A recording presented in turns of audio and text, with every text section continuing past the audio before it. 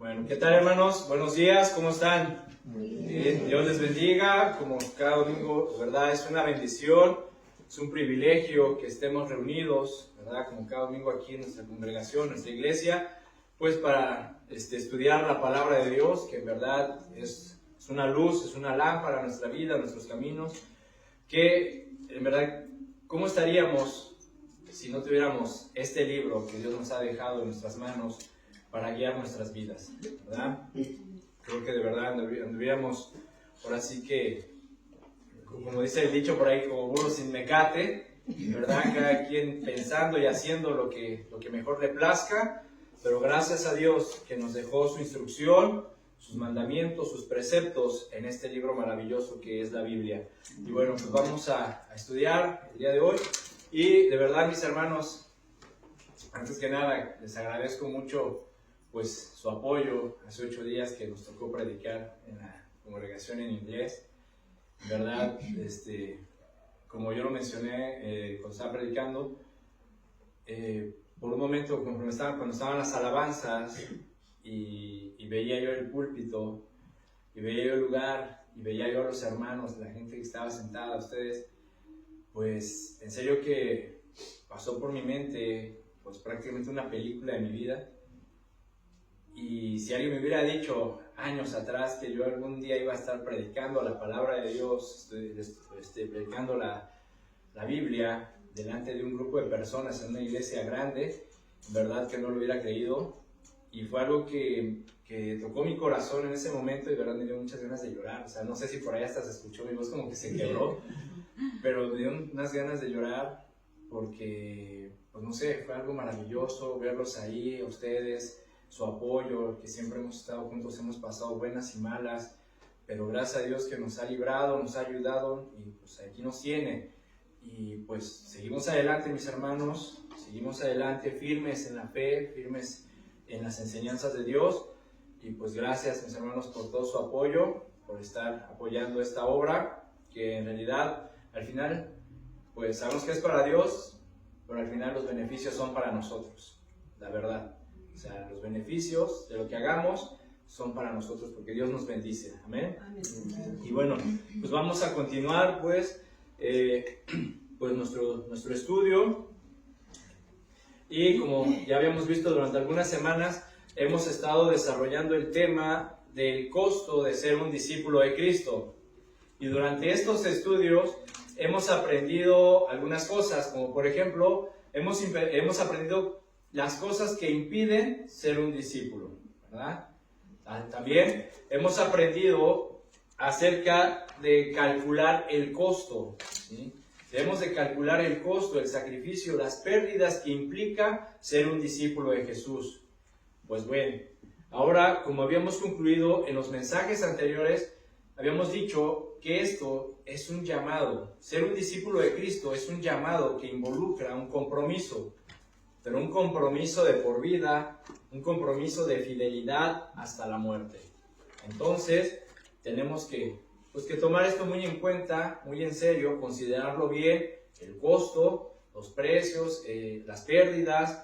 Tenemos que considerar también las cosas que nos impiden ser un discípulo de Cristo, porque si decidimos seguir a Cristo, tenemos que entender que es un compromiso de por vida, un compromiso de fidelidad hasta la muerte. ¿Okay? Ahora bien, podríamos decir que nosotros nos consideramos un discípulo de Cristo. Y este mensaje también estoy seguro que le va a ayudar mucho a las personas que apenas están iniciando, que lo escuchen y que apenas estén iniciando en la fe, que apenas se hayan convertido o que estén estudiando la Biblia pero aún todavía no se convencen, no están muy seguros realmente de entregar su vida a Cristo. Creo que este mensaje será de mucha edificación y de mucha ayuda para que te puedas decidir.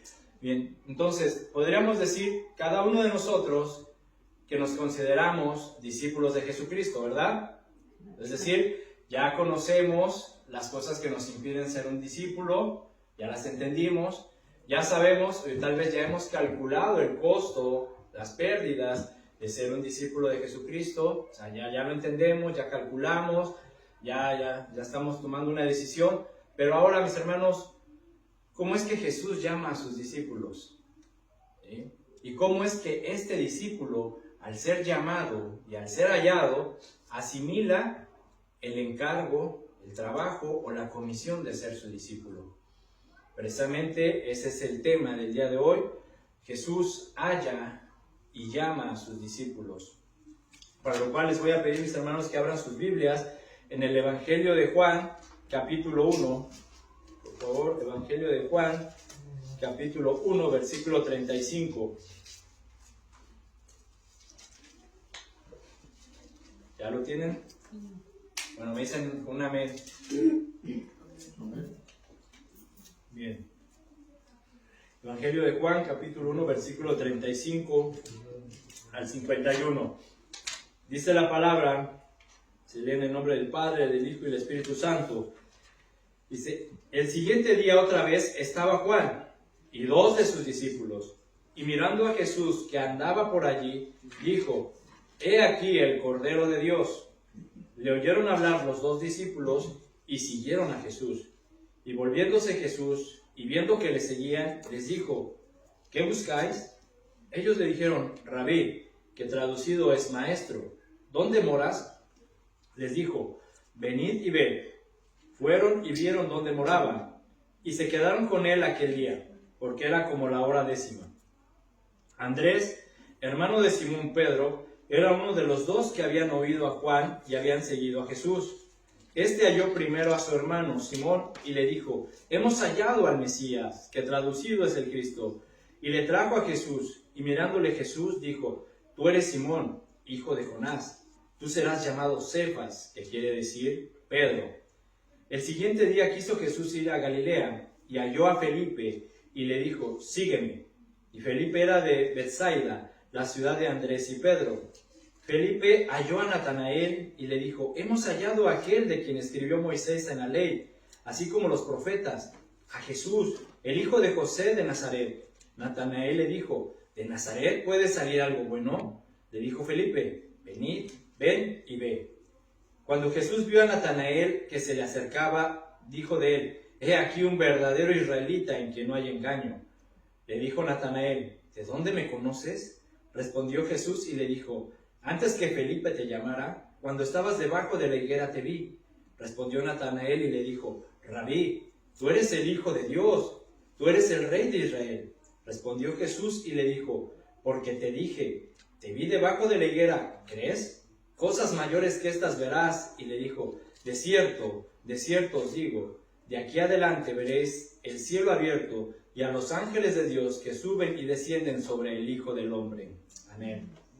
Bien, mis hermanos, vamos a ir poco a poco estudiando estos pasajes, porque este capítulo es un capítulo en el cual vamos a ir viendo que hay muchos descubrimientos.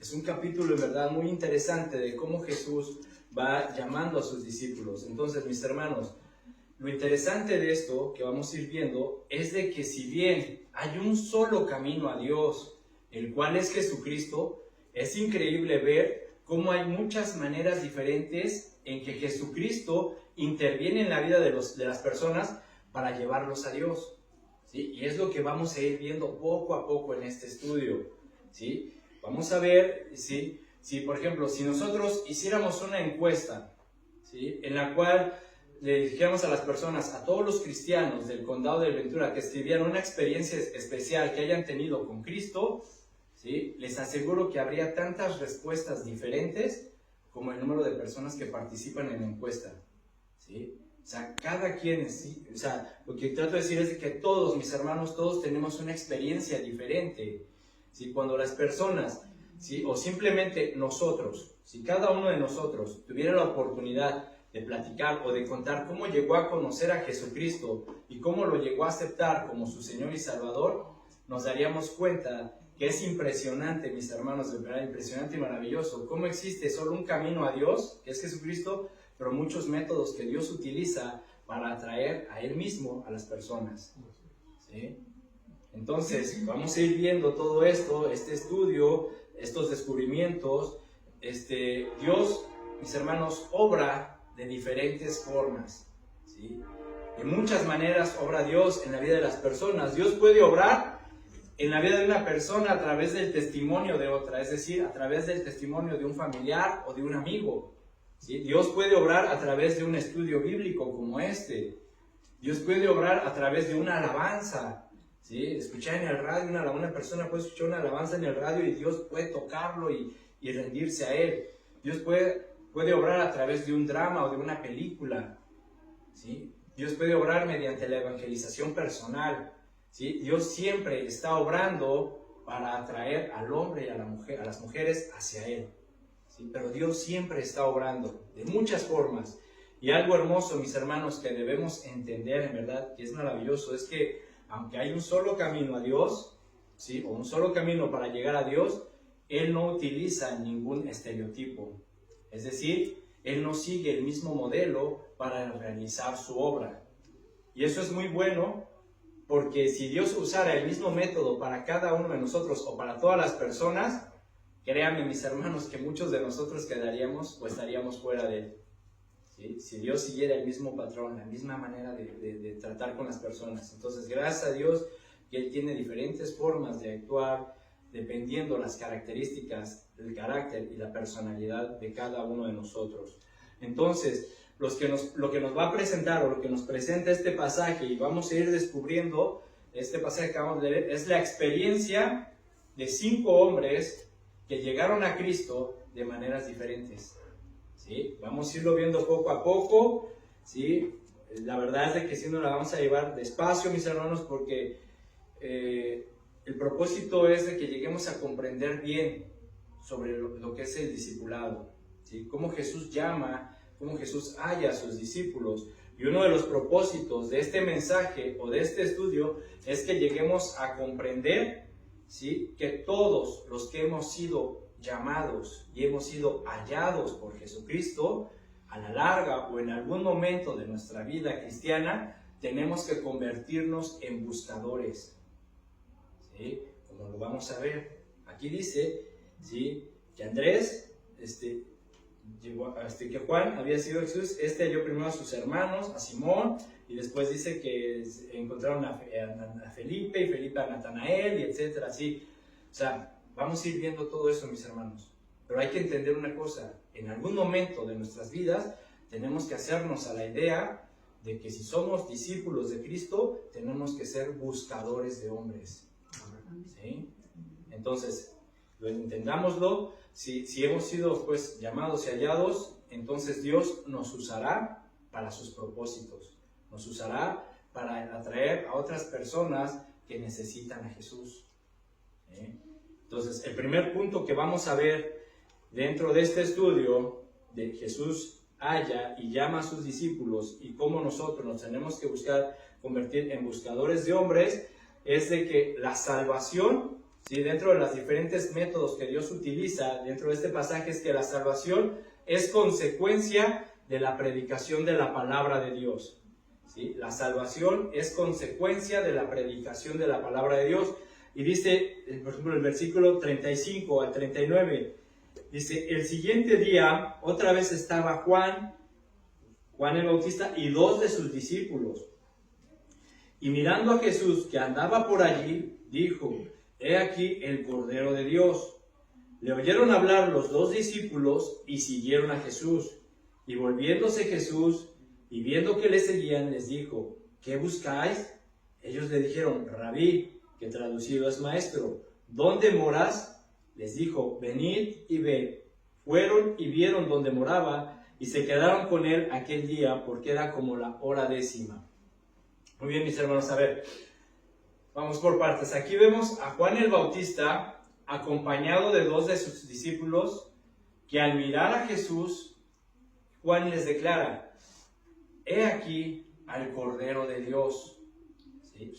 Este es el mismo mensaje que había estado predicando Juan el Bautista a lo largo de mucho tiempo.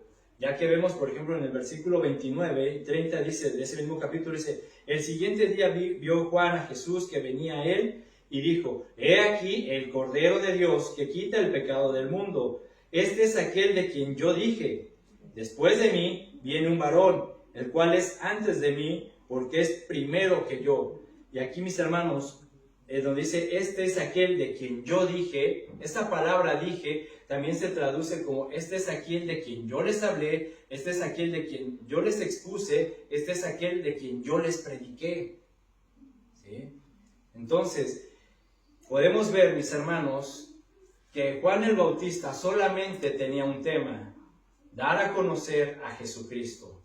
¿Sí? A través de su mensaje, a través de sus predicaciones, Juan preparaba a las personas para dirigirlas a Jesucristo. ¿Sí?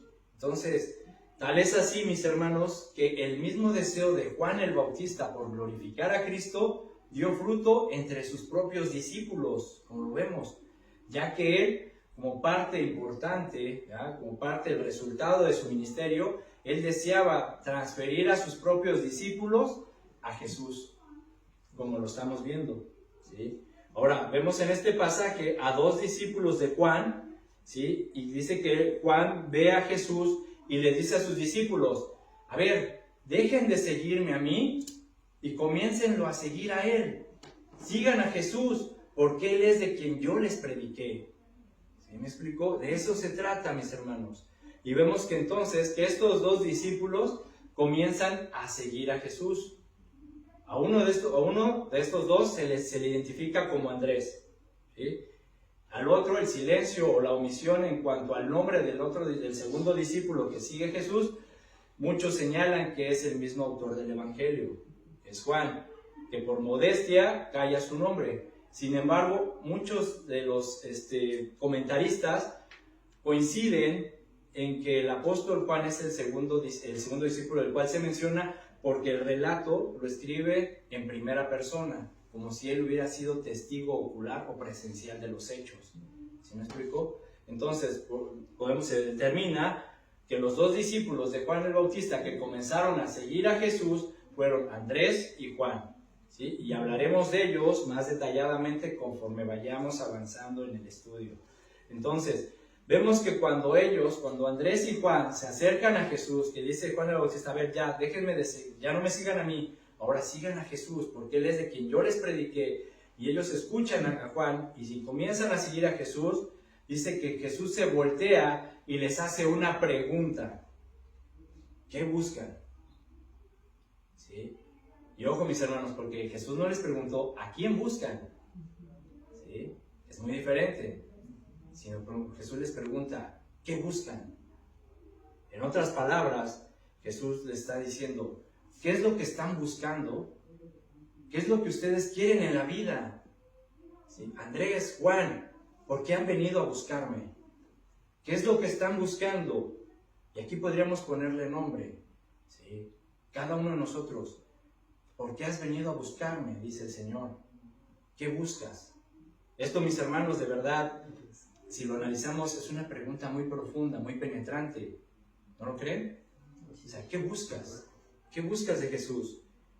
Y esta es una pregunta, mis hermanos, que muchas personas se siguen haciendo en la vida aún el día de hoy. ¿Qué es lo que están buscando? Hay eso que tú estás buscando, ¿no lo has hallado en el placer, en la popularidad, en la prosperidad? Muchas personas descubren, aún cristianos o llamados cristianos, descubren que aún hay algo que les falta. ¿Sí? La pregunta que Jesús hace es, ¿qué es lo que estás buscando? ¿No lo has hallado pues en el placer, en la prosperidad, en la popularidad, en muchas otras cosas del mundo? Hay algo que te falta. ¿Qué es lo que buscas? ¿Sí? Y cuando todos, en este caso las personas, entiendan el valor de la pregunta y el significado de la respuesta, entonces estarán listos para venir a Jesús. ¿Sí? Porque Él es a quien ellos están buscando, simplemente que no lo saben. Así como nosotros no lo sabíamos en el momento. ¿Sí? Hasta que tuvimos ese encuentro con Cristo y nos dijo, ¿qué buscas? ¿Qué estás buscando de mí? Y hasta que nosotros comprendimos y entendimos el valor de la respuesta y de la pregunta, fue que estuvimos listos para entregar nuestra vida a Cristo. ¿Sí? Entonces, ¿qué es lo que están buscando? Observamos pues que los discípulos, en lugar de responder a la pregunta de Jesús, ¿sí? O sea, la pregunta es tan impactante, tan penetrante, que pues lo único que ellos hicieron es responder con otra pregunta, ¿sí? ¿Dónde moras? Es decir, ¿dónde vives? Ahora, ¿realmente Andrés y Juan estarían interesados en saber dónde vivía Jesús? O sea, ¿realmente era lo que les importaba? Así de, oye, ¿dónde vives? ¿No? Así como todo lo que implicó, mis hermanos, el hecho de que lo siguieran, ¿sí? Esta pregunta que hacen los discípulos puede sugerir un sentido más profundo, ¿sí? Por ejemplo, o más bien, considerando el énfasis de la pregunta de Jesús, Andrés y Juan, ¿por qué han venido a buscarme? ¿Qué es lo que buscan? Podríamos pensar o considerar que lo que posiblemente ellos trataron de decir con su pregunta, ¿dónde moras?, es esto. Mira, Jesús, no sabemos exactamente lo que buscamos, pero quisiéramos hablar de eso. Quisiéramos sentarnos contigo y averiguarlo, descubrirlo. Tú eres un rabí, ¿sí? ¿Cuál es el secreto de tu vida espiritual y de tu poder? ¿Podemos hablar contigo en cuanto a lo que andamos buscando? ¿Tienes tiempo para nosotros? ¿Dónde moras? ¿Sí? O sea, realmente eso, mis hermanos, también es algo que nosotros tenemos que considerar, o que llegamos a considerar en nuestro momento. No sé lo que estoy buscando, Señor Jesús. No sé qué es lo que busco, Dios. No sé para dónde dirigirme. Ayúdame a descubrirlo. ¿Tienes tiempo? ¿Me puedo sentar contigo? ¿Dónde moras, Jesús? Quiero averiguarlo. Tú eres el Señor, ¿sí? Y una característica hermosa de nuestro Señor Jesús es de que Él siempre tuvo tiempo para las personas. Él tiene tiempo para ti, Él tiene tiempo para todos. El chiste o el punto es que lo busquemos, ¿sí? El versículo 39 dice que Jesús les dijo, venid y ved, ¿sí? En otras palabras, Jesús les dice, ¿ustedes quieren saber lo que andan buscando? Así que si vienen conmigo y conversan conmigo, yo les ayudo a descubrirlo, ¿sí? En otras palabras, mis hermanos, es interesante lo que significan estas palabras, venid y ved, y quiero, mis hermanos, que en verdad la marquen en su Biblia y las consideren porque van a ser fundamentales dentro del desarrollo del estudio, ¿sale? Venid y ved. La palabra venid, para los que les gusta escribir, ¿sí? Se traduce del original acercarse, entrar o pasar, ¿sí? La letra I o la Y, ¿sí? Esta se utiliza, en este pasaje se utiliza como una conexión que significa cuando, de la misma manera o en verdad, ¿vale? La palabra venir, repito, venir significa acercarse, entrar o pasar. La letra I se utiliza como una conexión que significa cuando, de la misma manera o en verdad. Y la palabra ved, fíjense, significa comprender, conocer, entender, descubrir, discernir, y por un hebraísmo significa experimentar. Repito, la palabra ved significa comprender, conocer, entender, descubrir, discernir y experimentar. Entonces, lo que estamos viendo, mis hermanos, cuando les dice, a ver, ¿qué buscan? Y ellos responden, no sabemos lo que estamos buscando, pero queremos descubrirlo, Rabí. ¿Nos puedes ayudar a encontrarlo, a descubrir eso que andamos buscando? Dice, ¿ustedes quieren saber lo que andan buscando? Ok, venid y ved, ¿sí? Entonces vemos, mis hermanos, que lo que Jesús está haciendo es extendiéndoles una invitación a Andrés y a Juan a que vengan a su vida, a que vengan a Él. Pues Él les dice, venid y ved. Es decir, ¿qué les está diciendo? A ver, acérquense a mí, entren conmigo, pasen conmigo, y cuando ustedes lo hagan, en verdad comprenderán, conocerán, entenderán, descubrirán y experimentarán ¿qué? El propósito de la vida, el propósito que tiene Dios en ustedes como discípulos, en sus vidas. Estarán llenos, ya no les hará falta nada porque entenderán cuál es el propósito para el cual Dios los creó. ¿Cuál es el propósito de tu vida? ¿Sí? Entonces, mis hermanos, tenemos que venir y ver, ¿sí? Esas palabras, ¿verdad? Considérenlas siempre, venid y ved. ¿sí? Acerquémonos a Cristo, entremos a Cristo, pasemos con Cristo, y cuando realmente lo hagamos, en verdad, de verdad, llegaremos a comprender, a discernir y a experimentar la voluntad de Dios en nuestras vidas. Estaremos llenos, no nos hará falta absolutamente nada, ¿sí? Ellos aceptaron la invitación porque dice el versículo, fueron y vieron dónde moraba y se quedaron con él aquel día. Ahora, imagínense, este tiempo, mis hermanos, ¿sí? Imagínense, traten de visualizarlo. Este tiempo que pasaron con Jesús, la conversación que tuvieron, el diálogo, la manera en cómo interactuaron con Jesús a lo largo de todo ese día, lo que restaba del día, sin lugar a dudas fue algo profundo, fue elevado, fue pues maravilloso, ya que ese momento perduró como un recuerdo fragante en la memoria de Juan, porque años después, muchos años después, escribió el Evangelio y recordó hasta la hora exacta de su encuentro con Jesús. Porque dice, era la hora 10:00, o sea, a las 4 de la tarde. ¿Sí? Las Escrituras dicen que ellos pasaron con él ese día y llegaron a ser sus primeros discípulos. Por lo que si en algún momento quisiéramos preguntarnos, o si en algún momento te preguntan, oye, ¿quiénes fueron los primeros cristianos? De acuerdo a lo que estamos leyendo, ¿sí? A la luz de lo que estamos leyendo, podríamos deducir que fueron Andrés y Juan. Porque ellos fueron los dos primeros hombres que contemplaron al Cordero de Dios que quita el pecado del mundo y le siguieron como sus discípulos. Ellos fueron los primeros cristianos, ¿sí? Mis hermanos, hay algo interesante dentro de este pasaje. Dice que era la hora 10:00, ¿sí? Las 4 de la tarde. Y como ya mencionamos, este fue un momento especial para Juan porque perduró en su memoria, en su recuerdo, que después lo compartió cuando escribió el Evangelio.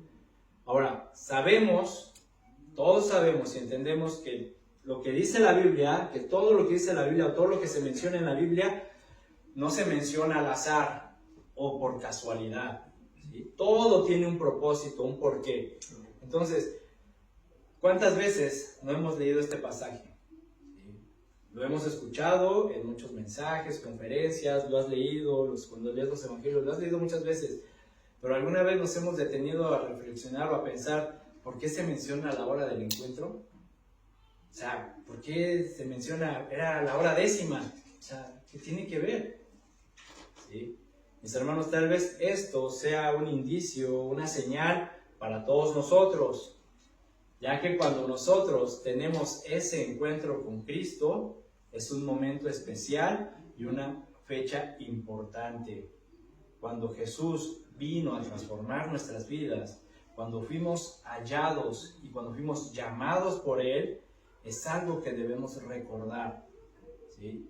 ¿Alguno de nosotros recuerda la fecha, el lugar y la hora exacta cuando recibiste a Jesús como tu Señor y Salvador? ¿La recuerdan? ¿Ah? Entonces, mis hermanos, sería bueno que recordáramos ese momento, ¿sí? Y para los hermanos que apenas están iniciando en la vida cristiana, o aquellos que van a iniciar en la vida cristiana, registren ese momento en sus Biblias, ¿sí? En tal lugar, en tal fecha y en tal hora recibí a Cristo como mi Señor y mi Salvador. Porque si en algún momento nos preguntan por nuestra conversión o por nuestra fe, podemos echar un vistazo a nuestra acta de nacimiento espiritual. En tal lugar, en tal fecha y en tal hora, tuve ese encuentro con Cristo que lo acepté como mi Señor y Salvador. En ese momento vi al Cordero de Dios que quita el pecado del mundo y vine a Él y Jesús me dijo, ¿qué buscas? Y yo le dije, Señor, no sé lo que busco, pero ayúdame a descubrirlo. Venid y ved. ¿Sí? Entonces, son importantes esas fechas, mis hermanos, que llevo registro de esas fechas, esos encuentros con Cristo, porque nos ayudaron en cierto momento como parte de nuestro testimonio, ¿sí? Entonces, concluyendo un poco, la salvación viene por la predicación de la palabra de Dios. Juan el Bautista predicó y dijo: he aquí el Cordero de Dios que quita el pecado del mundo. Andrés y Juan oyeron la predicación, fueron y llegaron a ser discípulos de Jesús. Venid y ved, mis hermanos. ¿Okay? Vamos a dejarlo hasta aquí. Vamos a ir poco a poco analizando todo este pasaje que leímos del versículo 35 al 51, pero el primer punto de ver las formas en que Dios trabaja en la vida de los hombres es que la salvación viene por la predicación de la palabra. Tenemos que compartir la palabra de Dios, mis hermanos. Tenemos que hablar de la palabra de Dios. Cada vez que tengamos oportunidad, ¿sí?, que se abra un espacio, un tiempo, tenemos que compartirla, porque todos tenemos una esfera social, un círculo social. Tenemos compañeros de trabajo, tenemos familiares, ¿verdad?, tenemos amigos, y siempre habrá un momento para que Dios pondrá para hablar de la palabra de Dios, para hablar del Cordero de Dios que quita el pecado del mundo. Y cuando te pregunten por tu fe, diles: venid y ved. Amén. Amén. Señor, te damos gracias por este tiempo, por esta palabra, Señor, que tú nos has brindado. Agradecemos con todo nuestro corazón, Señor, este mensaje, y te rogamos, te pedimos que ilumines nuestro entendimiento, que la atesoremos en nuestro corazón, que la repasemos y que la apliquemos en nuestras vidas. Señor, tú nos has llamado, tú nos has hallado. Hemos escuchado del Cordero de Dios que quita el pecado del mundo. Tú nos has extendido la invitación: venid y ven, pasen conmigo, vengan conmigo, y yo les ayudaré a descubrir aquello que te hace falta para que ya te sientas lleno en la vida. Gracias, Padre, por tu Hijo Jesús, nuestro Señor y Salvador. Gracias por recibirnos, por perdonarnos, por escribir nuestros nombres en el libro de la vida. Ahora te pido, Señor, que nos ayudes a comprender y entender que nosotros tenemos que convertirnos en buscadores de hombres. Úsanos, Señor, para tu propósito. Úsanos, Señor, para dar a conocer a Jesús a aquellos que les hace falta, Señor. Te damos gracias, Señor, por este tiempo. Bendice esta congregación, bendice a mis hermanos. Cuídanos, ayúdanos, Señor, en todo momento. Danos sabiduría, inteligencia. Suple, Señor, nuestras necesidades. Escucha nuestras oraciones y atiende, Señor, conforme a tu voluntad. En el nombre de Jesús. Amén y amén. Amén, hermanos. Dios les bendiga. Pueden venir y ver.